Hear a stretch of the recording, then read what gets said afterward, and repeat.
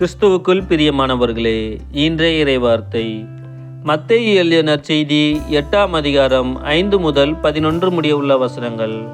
அக்காலத்தில் இயேசு கப்பர்நாகுமுக்கு சென்றபோது நூற்றுவர் தலைவர் ஒருவர் அவரிடம் உதவி வேண்டி வந்தார்.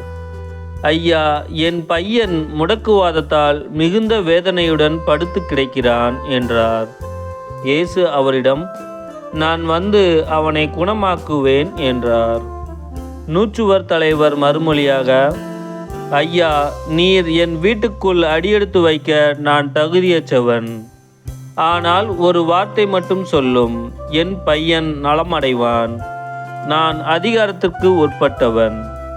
என் அதிகாரத்திற்கு உட்பட்ட படை வீரரும் உள்ளனர்.